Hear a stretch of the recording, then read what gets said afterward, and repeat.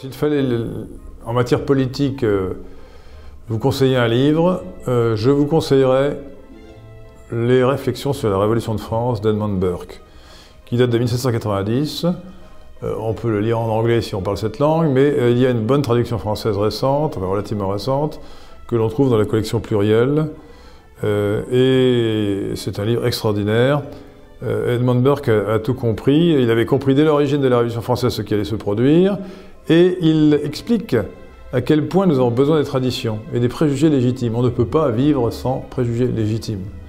Donc il fait litière du faux rationalisme, du philosophisme du XVIIIe siècle qu'on appelle abusivement des Lumières, alors qu'il a plutôt fait régner les ténèbres sur la pensée politique. Et ces ténèbres ont conduit à la Révolution. Donc, réflexion sur la Révolution de France d'Edmund Burke, B-U-R-K-E. Ma deuxième conseil de lecture, écoutez, le roman qui m'a le plus frappé dans mes lectures, c'est Le Père Goriot. Le Père Goriot de Balzac, ce qui est sans doute le plus grand romancier français, même certainement. Et c'est un livre bouleversant. Voilà, un deuxième livre. S'il faut vous conseiller encore deux livres, eh bien permettez-moi de vous conseiller le livre d'Yvan Blot qui s'appelle L'Homme défiguré, édition Apopsix, L'Homme défiguré.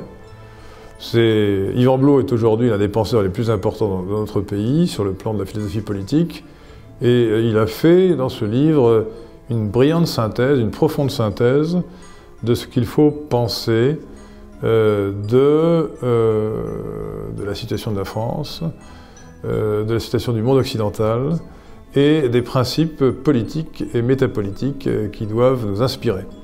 Et puis permettez-moi, charité bien ordonnée finit par soi-même en l'occurrence, de vous proposer la lecture de La politique du vivant qui fut édité chez Albin Michel en 1979, qui est aujourd'hui épuisé mais que vous devez pouvoir trouver